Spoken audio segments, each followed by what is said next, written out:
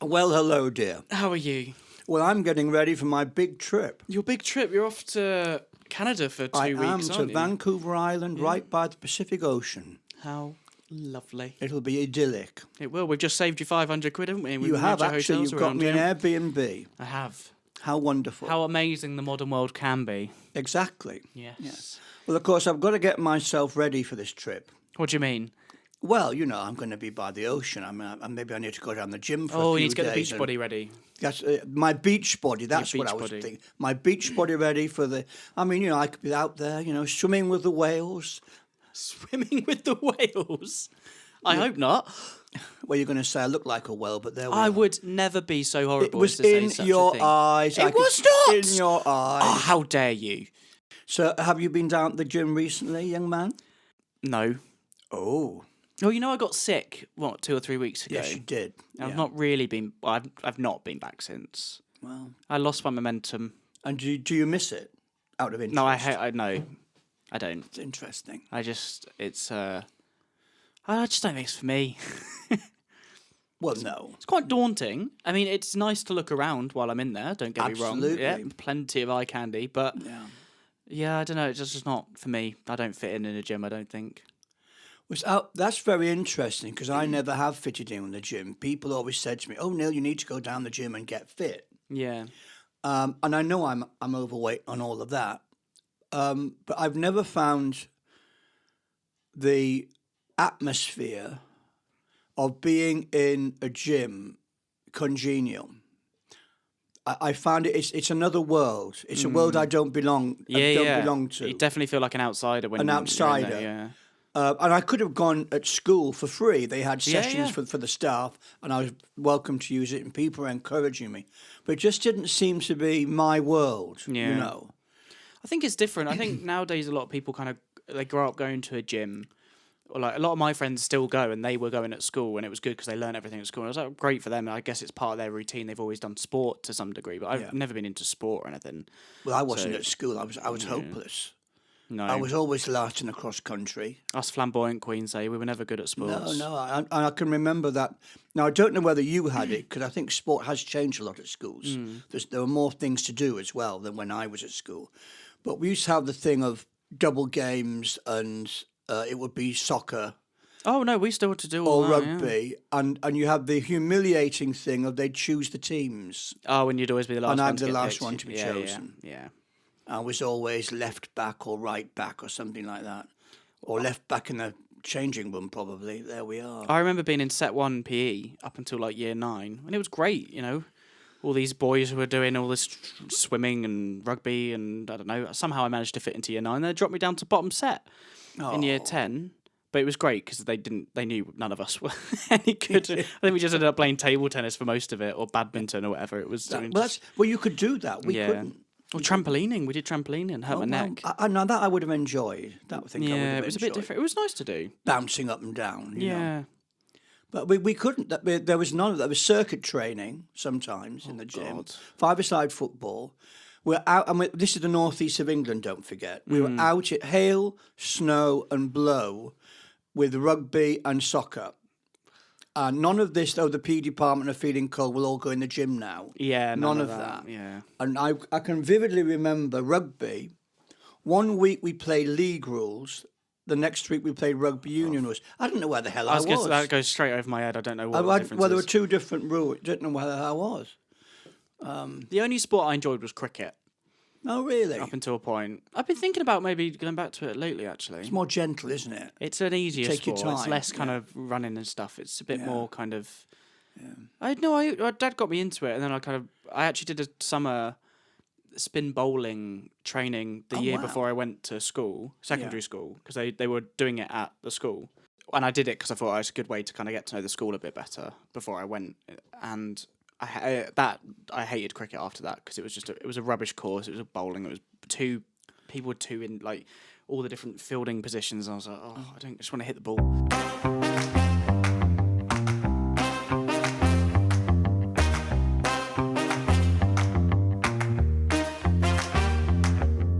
Welcome to Hello Dear, the podcast where age is just a number and opinions come with a touch of laughter. I'm Kieran, the young perspective on the twists and turns of life today. And I'm Neil, the seasoned voice of yesterday, with a flair for drama and a love for life.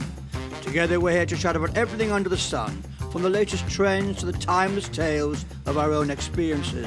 So, grab your favourite beverage, get comfy, and join us as we explore the complexities of life. Today we're kind of talking about modern day pressures. You've had an exercise bike in the corner of your living room for how many years? I do. I've had it for 5 years. And how many times have you ridden it? Have you ridden it?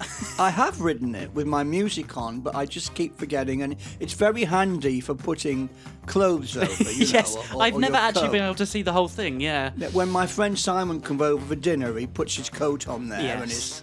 and his bag. It's a Maybe we should have a session when I'm on my exercise bike and you're interviewing me. How about that? Maybe we can take it in turns and we'll see how out of breath we get by the end of it. Well, I'll yeah. be out of breath long before you. I went on a lovely walk with my mum yesterday. Did you really? And I was struggling by it. It was about 2.5 hours, and I said, I'm only coming on a walk with you, Mum, if there's a pub along the way, or at least halfway. Sensible. So we stopped off for a pub lunch, and God, it was so much harder on the way back home, I tell you. It was so much harder. What did you have for lunch? We shared some, nacho, it was a sharing bowl of, nachos, and some, chicken strips, and then we had a pint each. And then, that walk home was so much harder than on the way. I don't know if it was just because I was knackered and we'd stopped for too long, but I don't know. I've just never enjoyed exercise, and I think the reason I started the gym was I got this holiday coming up to Italy. Oh, of course, yeah. And that we're going to be doing this spa thing, and obviously it'd be at the beaches and Lake Como. And I was all excited. I was like, I want to get fit and sexy for Italy, Well, just try the best you can, dear. Oh, I just kind of think I'm going to have to just accept the way I look. Italy is all about that. It's about what you wear, how you look. It's called La Bella Figura. Ooh. The beautiful figure. It's all about that. It's quite is it? I wonder, because Paris is like the centre of fashion, isn't it? Paris Fashion Week. There's not in Italy. Italy as well. Is there a fashion week in Italy? I'm sure there are. Milan's the great place. Yes, for it is. No, you're yeah. right. Yeah. But the whole thing about Italian culture is that in the evenings people go out in their best clothes and be seen. Yeah. And also make themselves look fabulous with the tan and the hair and everything. And it's not just the ladies, it's the men as well. Well, they this is it. dress up. And there's these modern day I think, when you're shopping for new swimming trunks or whatever online, God, I wish I looked like those models who were modelling these swimming trunks, but I don't think I could ever get to that stage. Well, they are models. I know, but business. we're not models aren't the ones buying these clothes. No, they're not. Average You're people absolutely are, right. and you just look at it and you're like, well, I should look like that if I'm going to wear that. There is that somewhat of an association. And when you go and you go on Instagram, you look at places to go in Italy and stuff. There's all these gorgeous men, and there is a bit of pressure that comes with that. I think. I wouldn't use Instagram to explore a country because it's the same here. Everybody's on Instagram. I'm not. I'm not an Instagram goddess. I never will be. But they're on Instagram and they're wearing their best clothes and they're all dressed up. My niece does it. I was staying with her mum, my sister the other summer, and my niece and her best friend. They were getting ready to go out. And farting about in her room and all that business, and they're all dressed up and taking photos of each other. Yeah. And they're only going out to the pub. Yeah. Then that'll be all on Instagram. Here I am here I am wearing this, I'm wearing that, I think social media and Instagram at the beginning was really nice because people used it as a way to just kind of see what each other was up to. Yes. And there's these new social media. Do you know Be Real? Have you heard of Be Real? Oh, heavens no, not another one. So, but it's better It's because about Shakespeare, Be Will. no, it's not about Shakespeare. But basically, you take one picture a day, and it takes one picture on your back camera, one picture on the front camera, and everyone gets a notification at the same time. So the idea is that everyone posts whatever they're doing, and it's a more real social media because it's back kind of camera. I never heard of a back camera. yeah. So like that camera on the back, and then you've got right. the one. So your selfie camera on the front, and then you've got your cameras on the back, I never knew that. and it does a picture on from both when sides. we finish this podcast, you'll have to show I can me. show you how to use your phone. Yeah. Exactly. Which well, when you take a picture of something outside, you use the cameras on the back, don't you? Yeah, Yeah, and then when you take a selfie, use the camera on the front. that's right. Yeah. I just turn it round. Yeah, exactly. That's what Yeah. it is, yeah. Oh, I see you're doing both. I Yeah, get so the you. social- so so you you're can doing the see- location and yourself. So yeah, exactly. So you can I see get what you're you. looking at and Now what I the know picture what is. There you're we go. talking We just had about. to dumb it down a bit for you, yeah, didn't we? you have to. Yeah, it's not dumbing down. It's just making me aware. But yeah, and that's great because I think that people are more genuine. Like when the notification comes through, you do just sort of take your picture. And Instagram was a bit like that in the day, but I think everyone feels a bit of pressures to be an influencer because that's what they see, and you want to share everything with the world. There's that making an impression, or I want a bit of attention, which we all fall into. I've done it myself. Like, I've always tried to do things on, say, Facebook. yeah, Silly photos of myself when I'm abroad, that kind of thing. yeah, And also, I've also done it to promote the productions at school. yeah. What I'm kind of doing. I've got the blog, this podcast, promoting that. But I'm not being self-promoting. It's become a self-promotion thing. But I don't feel. think people. I think that's the trap. Without them knowing, Yeah, and you can and tell when people are, in a way, very needy, or perhaps going through some kind of mental crisis, because sometimes they'll post and post and post notifications. I've noticed that with one or two people who I know that or they're not close friends, but know that it's like that. I posted a lot more when I broke up with my ex, and I was posting a lot more pictures of myself because I felt like I needed that kind of attention and gratification from the world out there. I sort of needed that as a reassurance, which isn't probably very healthy, but No, we'd because sort of, your best help is from your friends around you. well, exactly, Yeah. and you kind of, I think that's or, kind or of like, emailing or texting them, let's have a chat. Yeah. That's more important. A proper chat. Yeah. It's more important, really. But it did used to annoy me. It still does annoy me with one or two people. Who here we are. We're in this restaurant. Here's a photo of the meal. yeah. Or a photo of a pint of lager. We're in this pub. I mean, for heaven's sake. One of my dad's mates does that, and everywhere he goes, no matter where they go, my mum hates it because she'll end up on his Instagram and his Facebook. They'll just be out at the pub for a drink or watching the rugby or whatever at the pub. Because when the Six Nations is on, that's the only time my mum likes to watch the rugby or has any interest in sport. When Ireland are doing well in a sport, she's Irish. For those of you that don't bless her, no. yeah, so she'll go to the pub and have a Guinness, but he'll just post it everywhere, and I just come up and that's what my dad was doing last night, but I don't care. But I don't know. There's this weird world of social media now that we all have to navigate, and I think understand that most of it is quite fake. In a way, Kieran, dear friend, we're promoting ourselves by doing this podcast. Yeah, a way. people who have an interest. I mean, a lot of people who used to teach are now interested. In your cat because And with my blog, in a way, I'm promoting myself. I have a blog, and the reason I did that was because I was writing this book, and I went on this writer's course, and they said that if you've got your own blog, it helps you your writing, the book. And it's kind of all just slithered into my doing the blog. yeah. You have to, but there's a reason for promoting yourself. But it's got a purpose. A purpose. Yeah, a you're not purpose. posting your The dinner word like you is said. purpose. It's not being. We're all becoming rather narcissistic. I've got to make sure I'm, and then that becomes a pressure. We're talking about pressures, modern pressures. The pressure of I've got to make sure I'm noticed on social media. I haven't been on social media for 20 minutes. I better get back on there. It becomes a pressure. I find this with my photography that there's a lot, especially in music photography, you do have to use social media a lot because bands will find you on social media. That's how you get work. And this comes back to that as purposeful. Yes. You can do Business. that. But it's the same pressures that I feel when I do that. And that's probably why I don't bother with my own account because it feels like work to me, to use social media. But I want to bring up this whole, and I don't want to get too deep into it, but the whole Kate Middleton retouching, Royals retouching, and the whole pavlava that happened around that. I think it was almost good because it highlighted, like, that happens every single day, every single hour on social media, but people don't realise how much is changed in pictures that are posted, even though they do it themselves, and then they get annoyed when the reality is that everyone retouches their pictures, and they'll remove that spot, they'll make that background look. Or a they little bit can do if nicer. they want to. They'll whiten it. Guaranteed, 90% of people who post on Instagram are not posting the original picture. Yeah. Well, it's the same. We talked last week with Grindr.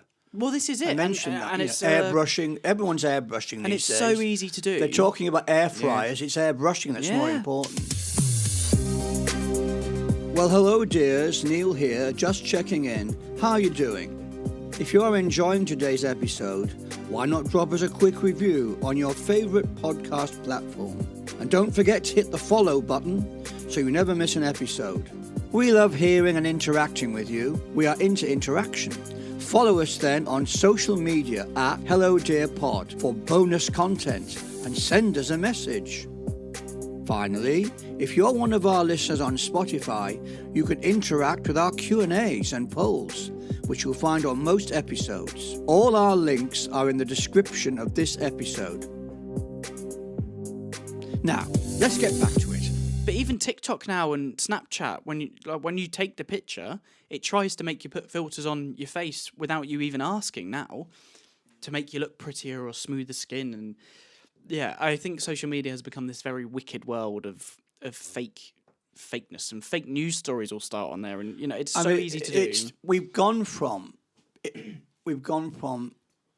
many years ago, film stars would be photographed in a studio, or when they were photographed in the movie, and they would have special cameramen, photographers they're the only ones who could take that they would use. Yeah. There's one marvellous man called George Hurrell who did photographs in the 1930s, black and white, beautiful photographs. And obviously those were touched up, and there was certain angle that they were photographed. I suppose it was like if they were to have a portrait painted of them, it's you would only work with one artist. It's very similar. Work. Very similar. Exactly. Very similar. Greta Garbo was a great star and a very beautiful woman. She would only have William Daniels as her photographer when she made her movies, because she knew how to light her face. Yeah. Marlene Dietrich, another star. She knew exactly. You don't put the light there. You put it here, because that's what makes me look. That's the way I need to be photographed. Well, now, many, many, many years later, we can do this with our little phone. Yeah. And when you think that if you were a photographer 20, 30 years ago, my life would have been so much easier. It would, because people would come to you and they'd have their photograph taken, and but now they can do it on the phone for themselves if they want to. Yeah. But I think the funny thing is people are so used to taking pictures on their phone that they don't actually know what they like about themselves. Yes. Because when you take a selfie, it flips your face. So people are so used to seeing themselves, and the same when you look in a mirror. Yes. That people don't you don't actually know what you look like anymore. Yes. Yeah. And I think people forget that. And I don't like myself in pictures, and it's because when someone else takes your picture, your face is the right way. It's just because we're so used to the selfie culture. Yes. And I think it's very. I mean, maybe that's not a very good point to make, but there is that kind of. We're so used to social media. Who am I? Yeah, you kind of don't really know. How do I really look? Yeah. And the endlessly taking selfies here, there, and everywhere. Yeah. Let's take a selfie. Let's take a selfie here. I'm as bad on holiday. Yeah. We're in the theatre. We must take a selfie of me in the theatre. Yeah.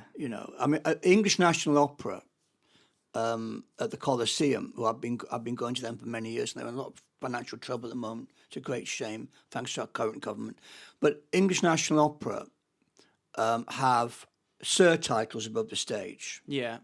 And one of them is at the very end, when they have the curtain calls, with the singers coming down or whatever, they say, please feel free to film the curtain call. Yeah, but they don't allow photographs for the rest of the show, obviously. I mean, it's nice in some ways because I think people are able to document a lot more, and they can. Yes. It's nice to look back and kind of. Yeah. Now your phone reminds you what you were doing a year ago, and you kind of go, "Oh, that's quite nice." Where you wouldn't 10 years necessarily ago, go. Only the other day, I was on holiday. I was in Hollywood, near the Hollywood sign, 10 years ago, and it came up on Facebook. Yeah. It reminded me. And it's nice, isn't it? Because you wouldn't necessarily go back for all your pictures, but when it does go on this day 2 years ago, you were doing, oh, yeah, that was nice. And we have a lot of pictures now. Well, when I was young, when I was a child, there were very few photographs of me. Yeah. Very few.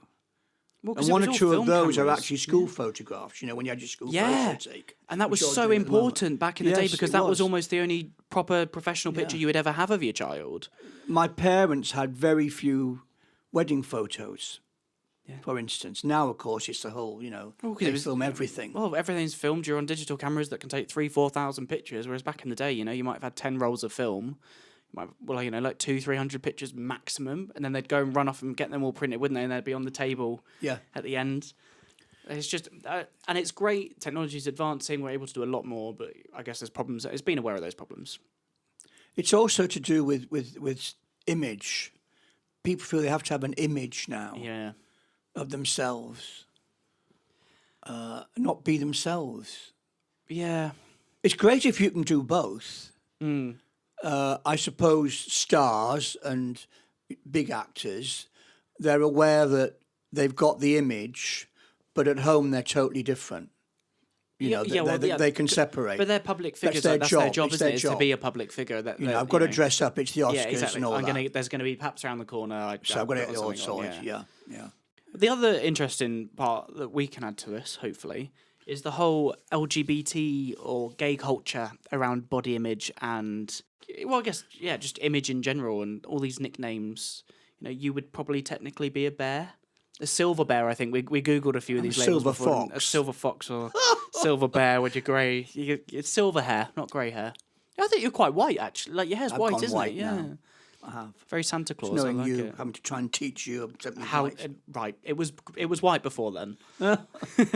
Yeah, I mean, there are all these different categories, which not everybody uses. No, I like to think they're more joked about than taken seriously. But there is definitely, I think when you're a twink and you're getting all the attention in the clubs and everyone's like, Twink is a young gay person, for those who don't know. And they used to be called chicken. Yeah, which I didn't know until you told me. In my day, they were called chicken. But when you lose that twink or chicken physique, or you hit 23, 22, you do feel a bit like rubbish. You don't get as much attention in clubs, and I don't really go clubbing anymore. Not for that reason. But I think there is definitely a noticeable, and a lot of what you see online in gay culture is twinks. And I suppose in some ways it's similar to when you go shopping for clothes and it's all fit models. Gay culture is represented mainly by twinks. It is now. Ollie Alexander, that kind of thing. Thin and almost emaciated, one would say.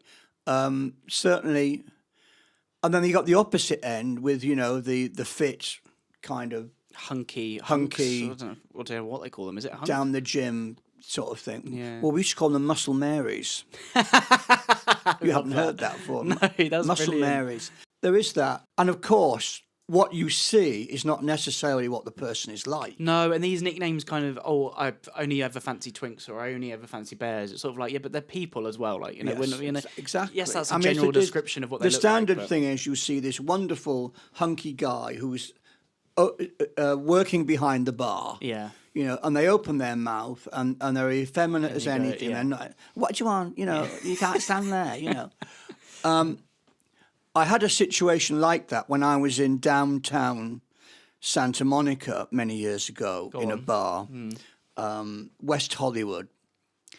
And I was out on my own in this bar called Rafters. And I wandered in there. The friend who was hosting me, he was off somewhere else, and I just wandered down the road, and there was the Santa Monica Boulevard with all these bars. So I went in, and this guy was standing at the bar in jeans and a denim shirt. He looked like a cowboy. Right. He looked really like the Marlboro Man or whatever. Yeah. And he's just standing there at the bar. So I went round the other side of the bar and ordered a drink. He looked at me in a very kind of seductive way. And there's vibes, There weren't many other people in the bar. And he kept looking at me and smiling, and I smiled back. And I thought, oh, my God, what's all this about? I'm going to be in a Western. And he looked at me. And then he moved his head as if to say, come and stand by me, as if he was in charge, This was getting very tense. And I was extremely excited. So I thought, do I do this or don't I? He should be coming standing next to me. But no, I just thought, we'll see what happens here. So I walked around the bar with my beer and tried to look as butch as I could. with this beer, and I said, "Hello, good evening," and he just looked at me with these smouldering eyes and said, "Hi, my name's Randy." Yes, that was the voice. And did you pursue him for the rest of the night? I don't think so. Fair enough. But that's the other thing. We all have our own types. Exactly. And like you said, you know, you could say, oh, I only ever fancy twinks. But there's plenty of twinks out there that aren't going to suit you. And, you know, you might be surprised by who you do find attractive. Well, that's the thing. I mean, I can remember that there's a bar that bears frequent in the West End of London. And quite a few years back.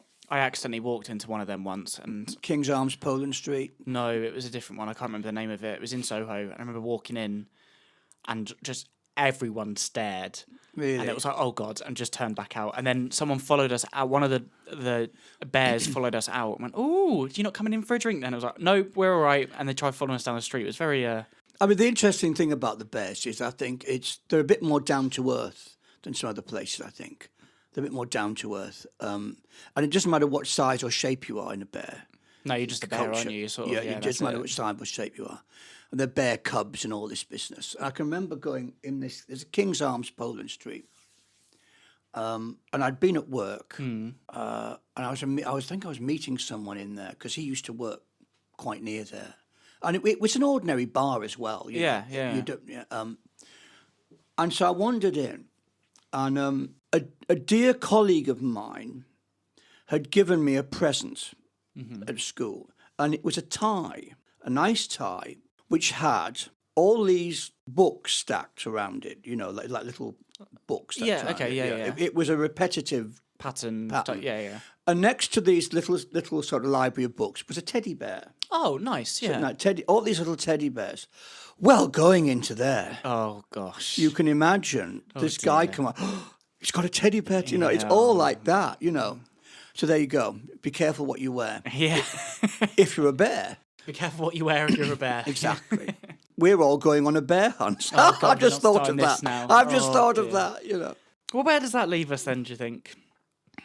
In this modern world?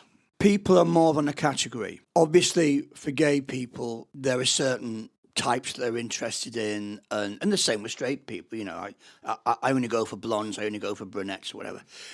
And in the gay world, they become clubs almost. Yes. Clubs, and Yeah, they're yeah. associated with certain social places. But there's more to someone than that. And the same with social media, people promoting themselves or feeling they have to. Well, There's more to it. just to being aware of it. And did you see Joe? Do you know the comedian Joe Lycett? Yes. Did you see what he's done this past month? No. Is he's planted fake news stories in the news, and they've all been published by BBC News, Sky News, Telegraph, Daily Mail. Like they've all published these stories thinking they're genuine when they're complete rubbish. Yeah. He faked a Banksy in Birmingham. Someone ended up with a bruise that was someone famous on their leg, which was fake. But it just goes to show you that no one knows what's fact or fiction anymore. Yes. And you need to take everything in the world with a pinch of salt, because if someone like BBC News or the Telegraph will publish these stories, and they must do some kind of fact checking, but they're Yes. complete rubbish made by a comedian in the UK, and like he's purposely put things in there which are just complete rubbish. And that's social media. Like everyone edits their pictures. Like not everyone looks like I remember I made a picture once where I photoshopped a 6-pack onto myself. You know, like the world isn't real on social media. Like just be aware of that. Don't feel the pressures of it. Live life to your fullest. And the greatest, coming back to the Princess of Wales, Yes. that photograph was touched up for a very good reason. She was seriously ill. Yeah, and then I suppose there's the whole argument of should they have released it, blah blah blah. But yeah, Well, Like you should they have said, released yeah. it? But she did it for Mother's Day, and she was very ill, and now she's had to come out about her illness, which is a very good thing in a way. But even they're saying that video is fake now with AI and. you don't. It's difficult, and But that's her falling to the pressures of the world and social Exactly, media, yeah. and you know, I am the Princess Wales. I have to look a certain way. yeah. Which the part of that is royal pressures. Part Yeah. of that I think is social media pressures. But And it's just remembering through all of this miasma and jungle, if you like, that people have feelings. that's it. You've hit it on that. They have a 360-degree life, not a 2-degree life on the phone as well. I mean, that's what it's about. 100%. And having to have an image. I mean, I don't care. Look at my age. I'm 70 years. Why should I care anymore? You know, I go out. I might be in the West End. You know, I might see this very, very handsome young man. I'll go, oh, very nice. And I come back at night. I look at myself in the mirror and go, oh, you know, it's like that. Yeah. I mean, I'm at the age now where it doesn't matter. But it seems to me it matters to an awful lot of other... And it should matter. You should look your best. Yeah, and you should be a look healthy your best. person, of course. But you don't have to be thinking you have to look like a film star all the time. No, and don't do it because you feel like you have to. Do it because you want to. Yes, You know, exactly. I've realised that the gym probably isn't for me. So why force myself to go because of the pressures? Why not just embrace that I'm not a gym person? I've got a quote here that might do us to finish off. Yeah, go on then. Oh, and I've lost it. Oh, Hang on a dear. minute. Now, this is a quote from Émile Zola, who was a 19th century French novelist. Mm-hmm. He says, "We are like books. Most people only see our cover. The minority read only the introduction. Many people believe the critics. Few will know our content." I think that sums up everything we're trying to say. And I found that on Facebook. There you go. There you go. So I'm not going to fight the flab. I'm going to forget about that exercise bike. I'm just going to be myself. That is it. Fantastic. And you should be too, Kieran. I will do my best to. Now, before we go, we're not going to be here for 2 weeks, are we? No, we're not. Well, unless we can manage to do a hookup in Canada. Or potentially, maybe. But don't expect an episode for the next 2 weeks. Yes. As Neil is away in Canada. And I'm actually lending these microphones to my friend who's off to Eurovision. Really? He's going to film the Ireland's entry to Eurovision. He's doing all the behind the scenes with them. Oh, right. So that's It's cool. not... Actually, I don't know if he's using the mic. He's using it for It's another. not Graham Norton, is it, your Irish friend? No, I wish it was Graham Norton. No, I don't even actually know if he's using them for that. But anyway, we won't have the mics. But we might be able to do it a little over Skype in Canada. We'll have to see. We'll see what we can do. Yeah. Okay, wonderful. We'll see Great you to soon. see you. Wish me happy landings. Yes. Safe travels. Thank you very much. And it's been great to be with you yet again. God, hello, dear.